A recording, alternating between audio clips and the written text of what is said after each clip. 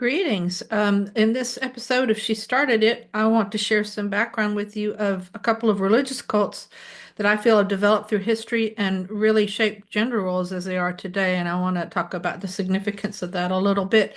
I'm Dr. Lori Joan Swick. I write historical novels about women whose agency in religious history I feel has been neglected.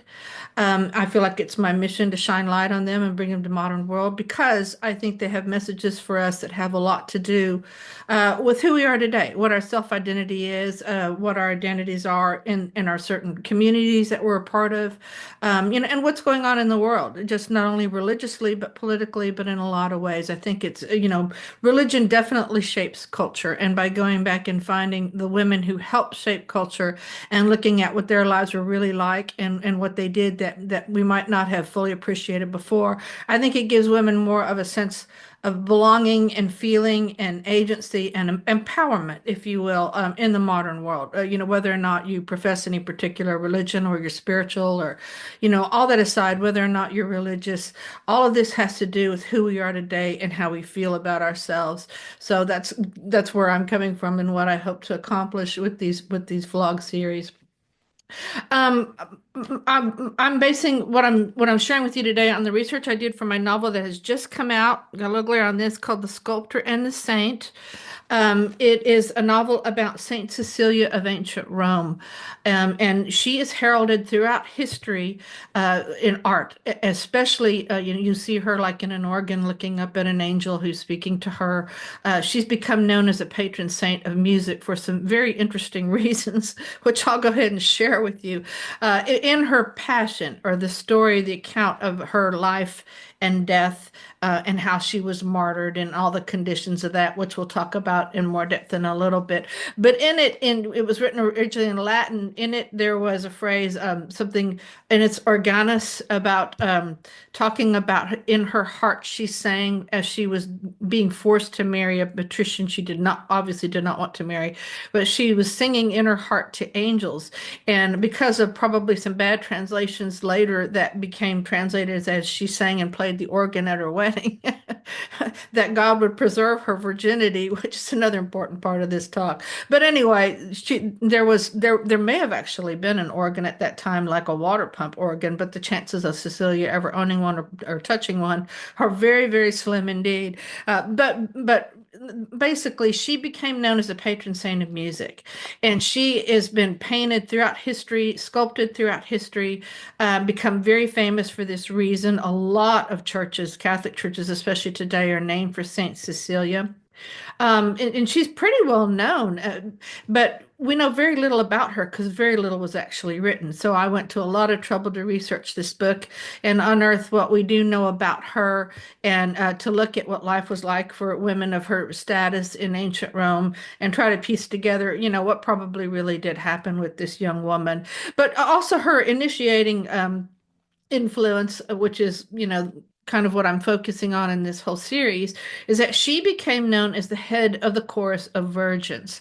So she is a leader, if you will, and I think more of it has to do not necessarily with them singing and playing music, but the fact that the whole virgin martyr cult, if you will, or cultural expression about what was going on with these young women at this time and how that fit into Christianity as it was being developed and molded, I think is super significant.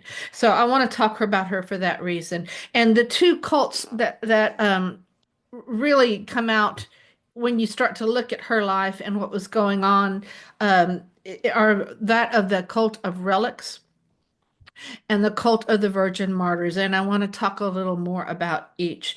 The cult of relics being the remains of people who have passed away, who are considered to be saints, if you will, uh, sacred people, very close to God, but their bodies are actually exhumed, and they take pieces from the bones and hair and whatever remains are, and people keep them, and they want them close to themselves, and they use them as a means of devotion and prayer and feeling close to this very sacred person, and it in turn makes them feel very sacred itself. But throughout history, the Christian church, which later kind of evolved, changed and became the Christian and the Orthodox when they split. But in the Catholic Christian tradition, especially, this cultic practice of exhuming people who from death. In other words, they open their graves and they pull up, whatever they were buried in, whether it be a coffin or whatever, and they open it and they actually look at the remains, and worse yet, they fumble through them and take pieces of them and disperse them to display in different churches. It was the common practice throughout Catholic history that when a church was built or consecrated to a saint, they would exhume the body and examine the remains and take pieces of it. And if they had the whole thing, they would put it under the altar. But having an actual relic of a saint that a church was named after under the altar of the church was really important, especially when a church became a basilica. But this practice, believe it or not, it still goes on today. In the Catholic Church, when I've got to look up this word, it used to be called the Congregation of the Causes of Saints. Now it is called, they've changed the name, it's called the Dicastery for the Causes of Saints. But this certain group of people in the Catholic Church actually, when they try to decide, when a cause for a saint comes before them, in other words, somebody says, well, this person was really holy and we want you to consider making them a saint. So when they're trying to decide whether or not they should do that, they collect two things. One is people who say, people who have accounts of miracles that were done because they prayed to this certain saint. And the other one is they actually exhume their bodies and their remains and use those to try to see who is holy and who isn't. And how would this work? It is believed that the remains of the saints, of the really truly holy people, stay incorrupt. In other words, they do not decay. They do not, throughout the years, throughout the centuries, they say that they dig them up and they open the coffins and they look just like they did the day they were buried, like they're just sleeping sound asleep. Now, whether or not this is true, I don't know. But this is a really important part of St. Cecilia's story. And when I start the novel, I start it like when she's actually dying, and I go through the history of her being buried in the catacombs. Pope Paschal I in the 8th century exhuming her body, which he did. This is all based on research, and going through it and basically saying he touched her and how that was venerated, and how he then had her coffin put in a cenotaph, no, not a cenotaph, a sarcophagus, and buried under the church of Saint Cecilia, which he had built for her.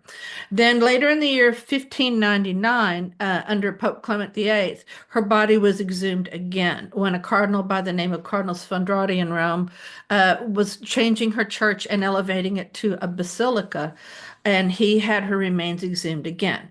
Well, when they did this, they hired this 23-year-old young, very, very talented man to come and be present at the exhumation and to sketch her remains and to carve that out of stone for everyone to look at. And for that, they placed the actual stone, if you will. What did I do with my book? I don't know where I put it. Oh, this is basically a picture of this carving that he did, which became very, very popular. Was really regaled for being just a beautiful work of art, and he was claimed the greatest artist in all of Rome at the time he did it. But they put that right under the immediate altar in the church where everybody could see it, and her body was interred then lower underneath the crypt altar. So this all comes out in the novel, and it's part of it. And the novel is based on Stefano's experiences of carving her. I have him doing this while he is learning about her passion. Her passion is being brought together. It was obviously in a lot of little scraps in a lot of different places. And the Lion of the Catacombs, Antonio Bosio rather, was hired to put it all together and put it into something, he wrote it in Latin, that the modern church in Renaissance Rome could relate to and have her story. So as he's doing this, I have him sharing this account with Moderna's young Stefano as he's sculpting the statue.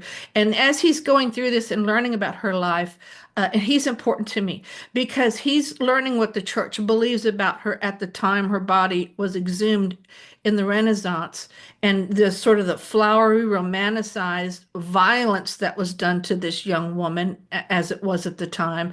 And he is trying to emulate her purity as he works on her, and it makes him a little crazy. But the process really is important to me in the book because it shows how the stories of these young women were elaborated and expounded upon, and then what the idea about perfect womanhood was at this time, and what it was doing not only to women but to men and to society in general.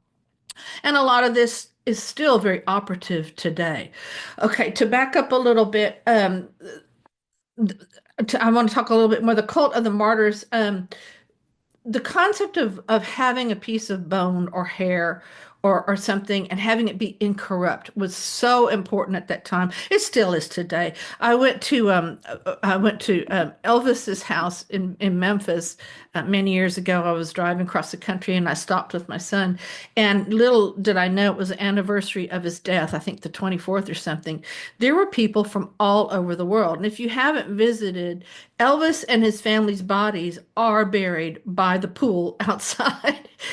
There were people from all over the world bringing him gifts and wreaths and flowers and praying and crying. And just the concept of being close to somebody who's really famous for one reason or another. And as we know now, Elvis, as talented as he was, and a cultural icon that he actually was really no saint. But anyway, the concept of being close to somebody who's really popular like this is very powerful.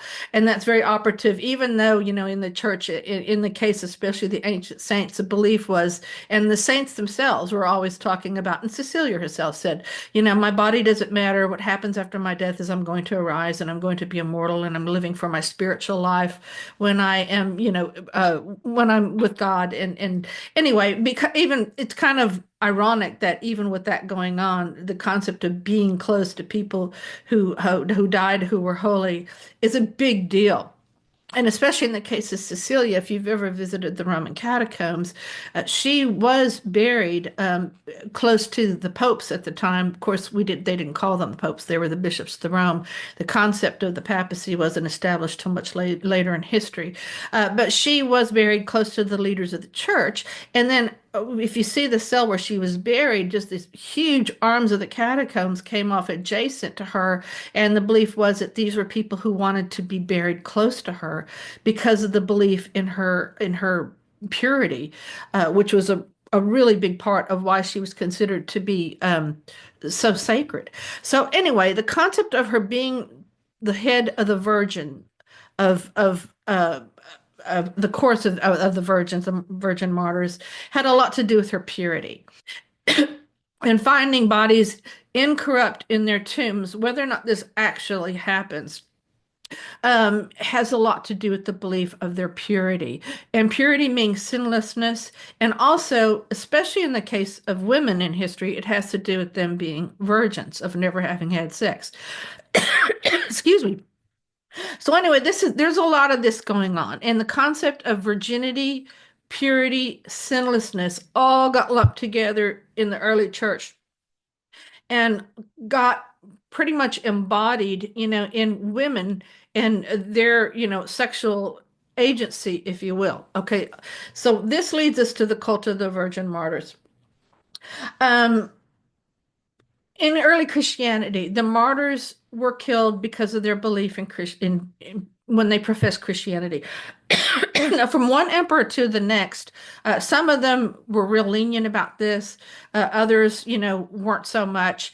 But very generally speaking, Christians weren't picked up and persecuted for being Christians unless they were drawing a following, or somehow what they were doing was a challenge to the emperor or what was going on in terms of his power structure. So in other words, when it detracted from what was going on in the empire and that political machine, usually Christians were not persecuted. Um, we hear about Saint Stephen, Ignatius, Justin Martyr were early Christians that were persecuted, and their stories are are very interesting. But then when we talk about the early female martyrs who were persecuted, Tekla probably being the first one that there's actual record of. She isn't actually in the Bible, but she is in writings that were done at the time the Bible writings were written, and they didn't make the Bible for some interesting reasons, many of which might be because she traveled with Paul and he told her to go and preach and teach. Some of the early fathers of the church probably didn't take too well to that, and they didn't include her in the biblical canon. But all that aside, her story, Saint Cecilia's story, which I recount, in my novel, and then Saint Agnes or Agatha's story. A lot of hagiographers, hagiography being the study of saints, believe she was the same person. They're both derivatives of the word Agnes, which means lamb, anu, if you will, in Latin, like a sacrificial lamb. But her story is very similar to Cecilia's. So a lot of times when you see Cecilia in art in a church or somewhere, you'll see Agatha nearby. And I do mention her on occasion in the novel because she is intrinsic to the story of Cecilia.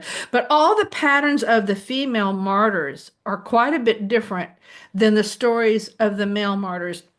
I got to give credit to Gail P. Street, a book that you can see how I've referred to it. I used it a lot in my dissertation. But her book called Redeemed Bodies, Women Martyrs in Early Christianity, she really goes through and very astutely picks up on this, on the difference. And as she says, what's going on, first of all, that's quite noteworthy is that the female martyrs, all right, when a Christian, especially who was a Roman citizen, was called up to be was being persecuted for one reason or another because of their Christianity, they'd be called before a magistrate or a prelate or somewhere, and they would be asked to sacrifice to the gods. And if they refused, then they had this conversation with whoever was persecuting them. And so anyway, these are recorded as part of the different martyr acts during ancient Rome. But when the females were called before them, they said very few words. When the males were called before them, those accounts of that, the males had a lot to say and they really professed their faith and they gave these very noble reasons why they wouldn't. But the women usually had very little voice in this, okay? So first of all, voice is an important thing. Keep that in mind when we talk about the ancient virgin martyrs and women versus men. And I shouldn't say versus, it's not a contest, but as opposed to in contest to the men who were persecuted. The other thing she noticed, and this is very, very true, if you read through the actual accounts of the martyrs, for the women, their virginity was stressed if they were. There were a couple of really famous ones who were persecuted together, Perpetua and Felicity, both of whom had just given birth. But it's all the account of what happened to them is more has to do with their body, with their reproductive functions, okay? So in other words, they're almost always naked. Well, actually, I want to say the ones I read, they're all naked. They're stripped naked, and then there's even like some comments about, there's even little things written in there about how people would comment, oh, they're so beautiful, you can't kill them. But they're actual, when Perpetua and Felicity, both who had just given birth and very easily gave away their kids, that's another story. But, there's very vivid accounts of what's going on with their bodies after giving birth, and I won't get into it, but they do actually in the Passions in great detail. But the point here is that what's going on here is that the embodiment of women is what's highlighted in this, okay? And then the intellect of men is what's highlighted in theirs. So as Street and other theologians, if you will, other historians have noted, is that the concept is that, women kind of, as Street says, they think with their bodies, whereas the male looked like they were thinking with their brains. My take on this is that according to, there was a woman by the name of Sherry Ortner who wrote a fabulous essay, and I can't remember the title of it. Oh, no, I do remember. It's called The Gaze is Male. And she talks about how much of history is written from a male perspective. And even if you don't see that or think about it, it operates. It affects the way we think about things. So when we're looking at these ancient virgin martyrs or stories about women through history, we have to remember most of the accounts we have were written by men because they were the only ones usually who were trained to be literate enough to record things. And a lot of times, it has to do with the way men see women and not the way women experience their lives or their reality or their world. But what you see is this tremendous pattern back here of women when you talk about the women and what happened to them and what they did that was Christ-like or heroic, had to do more with their bodies and what was going on with their physical reproductive bodies, the parts of them that are part of the reproductive system. And this is a male look at women and what their worth is. Okay, what does it have to do with this now, you might ask? Um,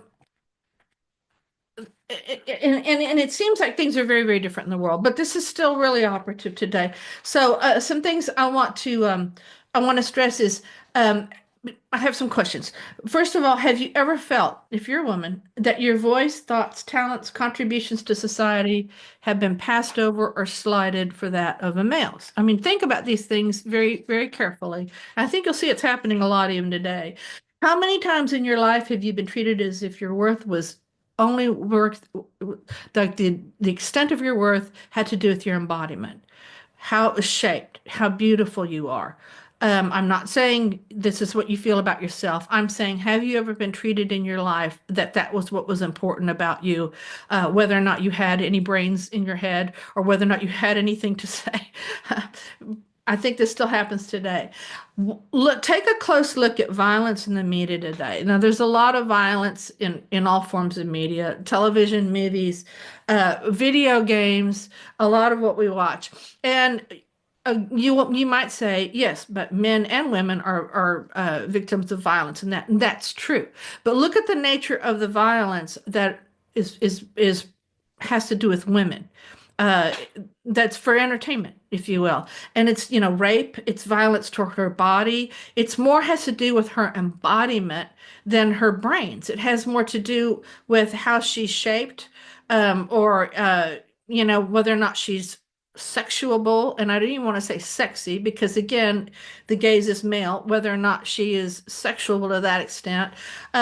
Take a look at what's going on with violence in the media and ask yourself, is this fair? Is this maybe casting a bad light on women and what their purpose is, and maybe enabling a culture of violence towards women? Give it some thought. Um, there's a book by Nancy J. I want to share called Throughout Your Generations Forever: Sacrifice, Religion, and Paternity. She makes the point in this very eloquently that, patriarchal systems and, Christianity and really most of the major religions of the world as they are practiced today are based in patriarchal systems. In other words, they were set up by men basically for men's needs. She said in order for a patriarchal system to work, males need to be able to control the female reproductive system. Now, when you think about this, it sounds really kind of draconian, but it's really true. And I think a lot of this happens a lot in society today. And I think we're seeing it politically today.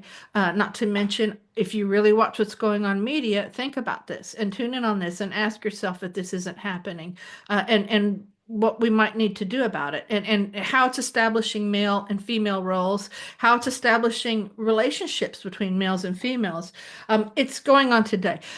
I do want to be very clear about the fact I am not saying that all men treat women badly. I don't mean that at all. I know that's not true.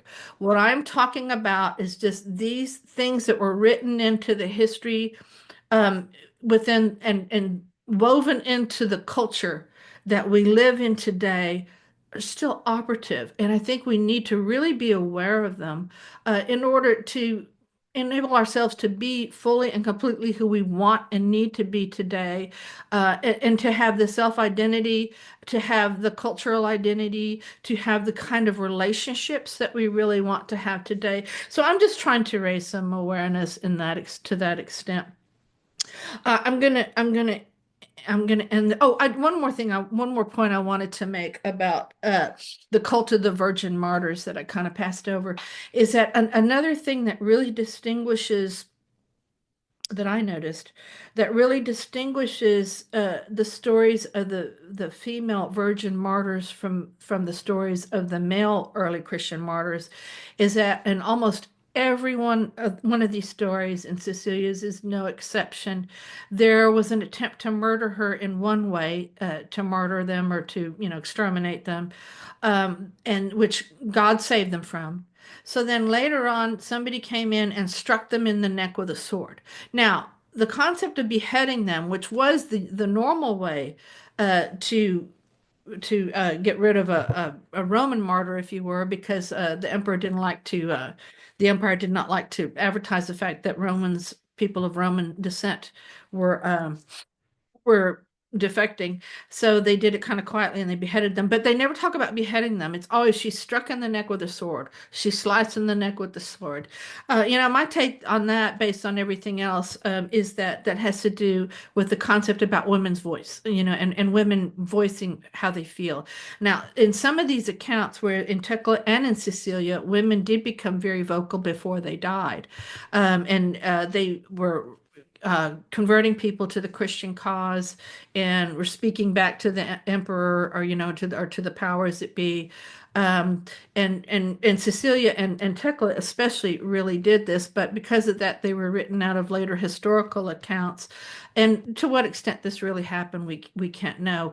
As Street has said, and other authors, it's also like some of these women that prevailed and started to teach took on men's clothing and started getting male attributes. So the concept was, when they finally got smart enough to talk and to say something, they had to make them more and more male-like, if you will, so they'd be listened to.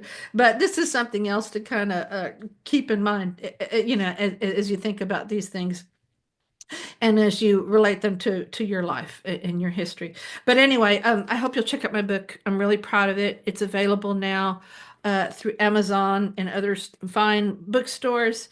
And next month, I plan on talking about mysticism. I think in the modern world, what actual mysticism is has kind of become misconstrued.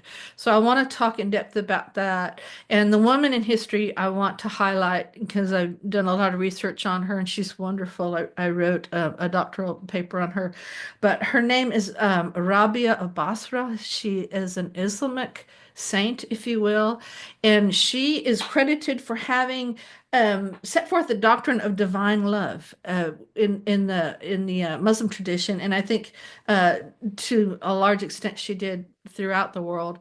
And this has its roots in mysticism, so I think she had a lot to do with that. But she lived in the 8th century. But I want to talk about Rabia and about what mysticism actually is in my next vlog, so please watch for it. I always shoot for the date of the new moon to bring them out, which will be late in April. But anyway, I've enjoyed sharing this with you. If you get a chance, please get my book. Please read it. If you love it, please write reviews. It means everything in this business. And have a great day.